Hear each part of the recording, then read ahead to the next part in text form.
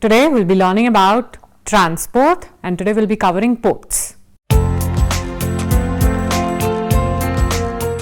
In the previous classes, we did cover different forms of transport. We studied about roadways, railways, waterways and airways. We will deal with other means of transport today. Pipelines and ports.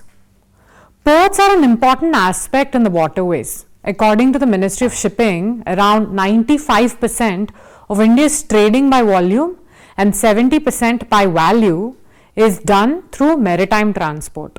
India has 13 major ports and more than 200 notified minor and intermediate ports. And next we have the pipelines. Well, objectives. In today's class, we will learn about pipelines, ports and the Sagarmala Project.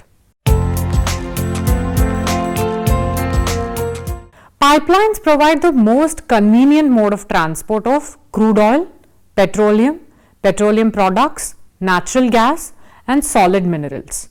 The merits and demerits of pipeline transport can be understood in the following way. Advantages of the pipelines can be said that pipelines can be laid through rough and mountainous terrain as well as under water.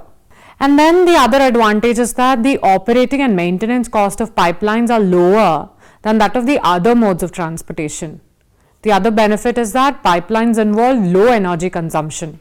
And pipelines, the other advantage is that the industrial regions are well integrated because of the pipeline construction. And then pipelines are free from bottlenecks due to poor road conditions. And pipelines are also not affected by strikes, and they do not pollute the environment. Well, these are some of the advantages of the pipelines. Now let's look at some of the disadvantages of the pipelines. Construction of the pipelines is very expensive and they demand very high investment. And then the capacity of pipeline cannot be increased. Once made, it's done. Then the repair of the pipeline is highly technical and difficult. And pipelines pose security threats from terrorists. The important pipelines of India, now let's look at them. Some of them are Naharkatia, Numatia, Barauni pipeline. This was the first pipeline constructed in India to bring the crude oil from Naharkatia oil field to Nunamati, which is Upper Assam. Later it was extended to transport crude oil refinery at Barauni in Bihar. It is about 1167 km long. Subsequently, it was extended up to Kanpur. The pipeline between Naharkatia and Nunamati became operative in 1962 and that between the Nunamati and Barauni in 1964. It has a number of pumping stations and subsidiary pipelines. Now let's look at some of the subsidiary pipelines. They are Nunamati Siliguri pipeline, which transport oil from Nunamati in Guwahati in Assam to Siliguri in West Bengal. Then we have Lukava Rudrasagar Barauni pipeline, which has been constructed to carry crude oil from Lakhwa and Rudrasagar to oil refinery at Barauni. Then we have the Barauni Haldia pipeline, which was completed in 1966. It transports refined petroleum products to Haldia port and bring back crude oil to Barauni refinery. Then we have the Barauni Kanpur pipelines, which carry refined petroleum products from Barauni to Kanpur. Then we have Nunamati Bangyongong pipeline, which is used to transport raw materials for Bangong petrochemical complex. Then we have the Haldia Rajband Morigrama pipelines. They have been constructed to meet the requirements of southern parts of West Bengal. Now let's look at some other pipelines. Mumbai High Mumbai Ankaleshwar Kaioli pipeline. This particular pipeline connects the oil field of Mumbai High and Gujarat with the oil refinery at Kaioli. A double line about 210 km long double pipeline connects Mumbai with Mumbai High. It provides facilities for transporting crude oil and natural gas. This pipeline was completed in 1965. It transports crude oil from Ankaleshwar oil field to Koyali refinery. Now let's look at the other pipeline, which is Salaya Kaioli Mathura pipeline. This is an important pipeline which was laid from Salaya in Gujarat to Mathura in Uttar Pradesh via Veeragrama. This is 1256 km long pipeline which supplies crude oil to refineries at Koyali and Mathura. From Mathura, it has been extended to the oil refinery at Panipat, which is in Haryana, and further to Jalandhar in Punjab. Next, we have the Hajira, Bijapur, Jagdishpur gas pipeline, which is HBJ pipeline. This pipeline has been constructed by GAIL, which is Gas Authority of India Limited, to transport gas. It is 1750 kilometers long and connects Hazira in Maharashtra to Bijapur in Madhya Pradesh and Jagdishpur in Uttar Pradesh. It carries 18 million cubic meters of gas every day to 3 power houses at Kawas, which is Gujarat, and Anta in Rajasthan, and Aurea in Uttar Pradesh, and 6 fertilizer plants at Bijapur, Savai Madhopur, Jagdishpur, Aonia, Barbia, and Shahjahanpur. Each of these fertilizer plants has a capacity of producing 1350 tons of ammonia per day. This is the largest underground pipeline of the world and has brought a substantial transformation in the economy of rural Gujarat, Madhya Pradesh, Rajasthan, Haryana, and Uttar Pradesh. It has been extended up to Delhi so that enough gas is made available to meet the growing demand of the capital city. The next pipeline, Jamnagar Loni LPG pipeline. This is a 1269 kilometer long gas pipeline, and this was also constructed by GAIL. It connects Jamnagar in Gujarat to Loni near Delhi in Uttar Pradesh and passes through the states of Gujarat, Rajasthan, Haryana, and Uttar Pradesh. It is transporting 3.5 lakh LPG gas cylinders across 1269 kilometers every day. This is the first time that cross-country pipeline has been used to transport LPG.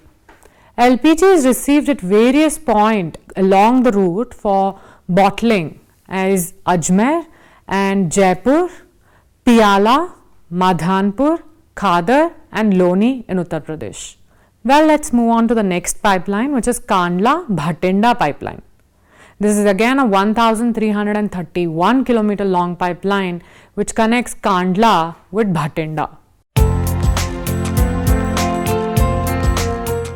Now let's look at other type of mineral pipelines, which are solid mineral pipelines. Let's see few of the major ones. Bailadila to Vishakhapatnam pipeline. This one is for transportation of iron ore. Then we have Kudremukh to Mangalore port. This is again a pipeline which is devised for the transportation of iron ore. Then we have Dabari to Udaipur pipeline, which is again constructed to transport zinc ore and the other products. Now let's look at some of the government programs and the pipelines. A gas-based economy is crucial for an Atmanirbhar Bharat, and work is being done in this direction of one nation, one gas grid. The pipeline grid is expected to not only help improve clean energy access but also aid in the development of city gas projects. The government is also considering the proposal of bringing natural gas under the ambit of goods and services tax. Now let's understand what is one nation, one gas grid. The Indian power system for planning and operational purposes is divided into 5 regional grids. One nation, one gas grid refers to the integration of these regional grids, thus establishing a national grid for providing energy produced by natural gas to various stakeholders like the central government, state governments, the public and the private sectors. Now let's look at the objective and the need of one nation, one gas grid. The first objective is to meet the targets. The initiative of the Indian government will help meet its target of reaching 15% natural gas in its energy basket mix by 2030, which is currently at 6.2 to 6.5%, whereas the global average is 23 to 24%. The next objective that we will achieve is connecting the nation. With one nation and one gas grid, the energy produced from natural gas will be supplied to the whole country via a single source. and it will also help us in improving regional imbalance. It will help in improving the regional imbalance of the gas availability, as currently the natural gas is only in limited pockets of the country. India has a gas-based economy, one nation, one gas grid, which will help emerge India as a gas-based economy. It will not only lead to robust development in the economy, but also encourage a cleaner environment. In times when conventional sources are depleting and mining is being extended to a greater depth and area, natural gas can prove to be a boon by preventing deforestation and desertification. Reducing import dependency. The import dependency of the natural gas in India has reached to 53%. In order to reduce this high percentage, the government is taking measures to diversify the energy mix of India. India's targets to increase the share of natural gas. The government has announced the expansion of the natural gas grid from the previous 17,500 kilometers to 34,500 kilometers, to which 450 kilometers have already been added, making it approximately 18,000. The next 16,000 kilometers is expected to be achieved in the next 4 to 6 years. Primarily as a grid, the north and the west part of India are already connected via an LNG terminal. In the last 4 years, efforts have also been made to connect eastern India with north via the Jagdishpur, Haldia, Bokaro, Damria pipeline. This project, which is in its final stages and will also add around 3,000 kilometers to the grid. The southern part of India is also being looked upon and is expected to add about 1,500 kilometers to the grid. Well, we'll firstly be dealing with the major ports in India. India has 13 major seaports, 12 government owned and 1 private owned, and 205 notified minor and intermediate ports that handle a huge volume of traffic. Ports play a very central role in the development of the nation. Cost, capacity, and easiness of transportation via ports are most effective compared to other modes available. About 95% by volume and 70% by value of India's total international trade are carried on through maritime transportation. All ports in India are situated in the 9 coastal states of India, namely Kerala, Karnataka, Maharashtra, Goa, Gujarat, West Bengal, Odisha, Andhra Pradesh, and Tamil Nadu. India's extended coastline forms one of the major portions of land that juts out into a water body. 13 major ports in the country handle a lot of volume of container and cargo traffic. On the western coast, there are ports of Mumbai, Kandla, Mangalore, JNPT, Vadhavan, Mormugao, and Kochi. The ones on the east coast are the ports at Chennai, Tuticorin, Visakhapatnam, Paradweep, Kolkata, and Ennore. The last one, Ennore, is a registered public company with the government owing a 68% stake. In Andaman and Nicobar Islands, there is Port Blair. Mumbai is the largest natural port in India.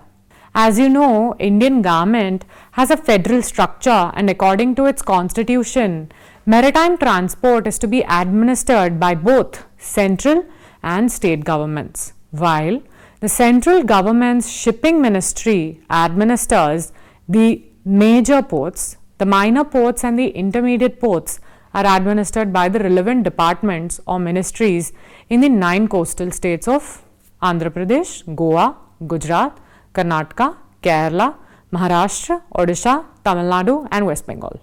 Well, now let's look at each of the ports, major ports in brief. Firstly, the Chennai port. Chennai port, formerly known as Madras port, is the second largest container port of India, behind Mumbai's Nhava Sheva, that is a JNPT. The port is the largest one in Bay of Bengal. It is an artificial and all-weather port with wet docks. It is due to the existence of the port that the city of Chennai eventually became known as the gateway of South India. The second port, the Kochi port. Kochi port is a major port on the Arabian Sea, Laccadive Sea. Indian Ocean sea route in the city of Kochi is one of the largest ports in India. It is also the first transshipment terminal in India. The port lies in two islands of the Lake of Kochi, Wellington Island and the Vallarpadan, the Fort Kochi River, mouth opening onto the Lakkadive Sea. Kochi port in Kerala is the example of tidal port. The port is generally called as the natural gateway for the industrial and agricultural produce markets of southwest India. The exports of spices, tea and coffee. It is one of the centers for shipbuilding. The next port, Ennore Port, India's first corporatized port and 12th major port of India. It is located on the Coromandel coast, about 24 km north of Chennai port. Its trades include iron ore, coal, petroleum products and chemicals. The next port, Kolkata Port. Port of Kolkata or Kolkata Port, officially known as Shyama Prasad Mukherjee Port Trust, is the only riverine major port of India located in the city of Kolkata, West Bengal, around 203 kilometers from the sea. It is the oldest operating port in India and was constructed by the British East India Company. Kolkata is a freshwater port with no variation in salinity. It is also known as Diamond Harbour, known for its twin dock systems, the Kolkata dock on the eastern bank and Haldia dock on the western bank of River Hooghly. It trades in jute, tea, coal and steel. The next port, Kandla Port. Deen Dayal Port Trust, located in the town of Kandla, is a seaport and town in Kochi district of Gujarat state in western India near the city of Gandhidham. Located on the Gulf of Kutch, it is one of the major ports on the west coast. It is also known as a tidal port. It was constructed after partition when Karachi port was transferred to Pakistan. It also relieves the congestion of Mumbai port. The largest port by volume of cargo, it's handled here. It has been acknowledged as a trade-free zone. The next port, Mangalore Port. It is a deep water, all-weathered port. It deals with the iron ore exports. It is the only major port of the coastal state of Karnataka. Marmagaon Port. It is situated on the estuaries of Juari River. It is a natural harbour. It was awarded the status of major port in the year 1963 and it transports in the iron ore. Now let's look at the Mumbai Port Trust, largest natural port and harbour in India. Earlier this port location was used by the navies of Shivaji. This port has three enclosed wet docks, Princess Dock, Victoria's Dock, Indira Dock.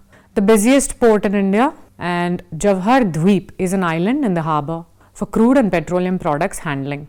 Next we have the Jawaharlal Nehru Port Trust, JNPT. It's also known as Nhava Navi Mumbai. It's the largest artificial port and also the largest container port of India. The name Nhava is given because of the names of two villages that existed in that area.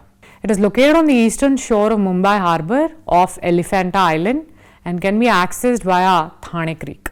This port is the terminal point of the western dedicated freight corridor of Indian Railways.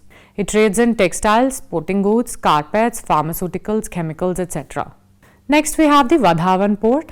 This will be the 13th major port in India. With the development of the port, India will become one of the countries in the top 10 container ports in the world. A special purpose vehicle will be formed with Jawaharlal Nehru Port Trust as the lead partner with equity participation equal to more than 50% to implement the project. The port will be developed on a landlord model. Vadhavan Port has been planned by the JNPT as an all-weather, all-cargo satellite port to enhance capabilities in handling deep draft ships and larger vessels. Next we have the Paradip Port. It's the first major port commissioned after independence. It's located at the confluence of Mahanadi River and Bay of Bengal. It deals with the export of iron and aluminium, and iron ore is exported to Japan in huge quantity. Next we have the Tuticorin Port. This has been named as the V.O Chidambarar Port. It's an artificial port located in the Gulf of Mannar. It is famous for pearl fishery in the Bay of Bengal and is also known as the Pearl City. Coal, salt, petroleum products and fertilizers are traded here. The next important and the last important major port, Visakhapatnam Port. This port is a natural harbour and also is the second largest port by volume of cargo handled. This port is located in midway between Chennai Port and Kolkata Port. The deepest port of India deals with the export of iron ore to Japan. Amenities for building and fixing of ships are available here. Iron ore, coal, alumina and oil are traded here. Now let's look at Port Blair. This port is connected to the mainland of India through the ship and freight. This port is situated in between two international shipping lines, namely Saudi Arabia and US and Singapore. Sagarmala Project is one of the most pioneer initiatives launched by the Government of India with an objective to enhance the connectivity at ports of India. It was launched as the ports are one of the main sources of transportation in India, particularly for the commercial purposes. Hence, the ports play an important role to enhance the economic growth and development in India, thereby enhancing the prospects of an Atmanirbhar Bharat. So, what is Sagarmala Project? Under the umbrella scheme of Sagarmala Project, the government aims to cover around 400 projects with a financial outlay of close to 8 lakh crore in the next 20 years. This project was approved by the Government of India in 2015 with the basic objective to enhance the development and growth of ports in India, thereby enhancing the commercial connectivity within India and across other nations. The basic premise of this project is based on the fact that India has around 7,500 kilometers as the coastline, thereby having a huge potential to foster the connectivity and commercial interests across the coastline. Objectives of the Sagarmala Project. The most basic aim of this project is to enhance the infrastructure and growth of the ports in India, thereby boosting the connectivity and commercial perspective across the entire coastline of India. This will have a huge impact on enhancing the economic growth and productivity of India because the commercial interests between different states of India and between India and other nations will improve drastically. The project aims to reduce the logistic costs across the various ports of India and also to enhance the participation of private sector in the development of Indian ports. It aims to enhance the optimization of modal mix in India, thereby creating an optimal balance between the usage of roads, inland waterways, railways and air transport in India. It also has an objective to enhance the prospects of creating an industrial ecosystem in close contact with the ports, thereby reducing the logistical costs. Development of manufacturing clusters in close proximity to the ports will also be boosted under this project. Let's look at few issues associated with the ports in India. One of the main issues is that the higher turnaround time as compared to the global average. The turnaround time in India is around 4 days on an average in 2014-15, while it is only 2 days at the global level. Therefore, the Sagarmala project will play a significant role to reduce the turnaround time. There is also an issue of last mile connectivity in India. It's important to ensure the smooth movement of cargo from the factories to the ports, which will in turn enhance the trade prospects of the goods, thereby enhancing the economic growth and productivity both at the local and the national level. Low participation of the inland waterways in the trade prospects in India, full stop. This is only 6% of the total cargo which is transported in India as compared to the few other economies like China and USA, where it is around 47% and 34% respectively. This figure in India is very low. Now let's look at the significance of Sagarmala project. As India has planned a coastline of length of 7,500 kilometers, therefore it becomes quite evident that the port connectivity will play a significant role in enhancing the economic growth and development of prospects across the nation. It will help foster economic growth across the entire nation, thereby fulfilling the government's objective of Sabka Saath, Sabka Vikas, Sabka Vishwas and Sabka Prayas. This will play a significant role in enhancing the prospects of realizing the vision of an Atmanirbhar Bharat. And the port development is important because the 95% of India's merchandise trade occurs through the seaports by volume. Now let's look at the various components of Sagarmala project. Port connectivity enhancement, which is to improve the logistical methods for optimal cargo movement within India and across the Indian borders. Port modernization and new port construction. This aims to enhance the greenfield projects related to port construction in India, thereby and have a strong capacity of ports in India. Within this component, 6 new ports are aimed to be constructed across the 5 coastal states of India by the central government. Port-linked industrialization with the aim to enhance the industrial clusters located close to the ports in India, thereby reducing the logistical time and costs to improve the prospects of India. The last pillar is coastal community development by enhancing the skill development of the people living in the coastal communities to enhance the livelihood options available to them. Tremendous efforts are on the way to achieve clean and affordable and sustainable energy, but going forward, there will be infrastructure related and many other possible challenges that must be tackled in order to end energy poverty in times to come, ensuring energy security for the citizens as well. India is already moving in a fast manner and transportation is a huge pillar. With today's lesson, we have covered all the major forms of transportation, viz. Railways, roadways, waterways, airways and pipelines. Hope you've had a great lesson. Thank you and have a nice day.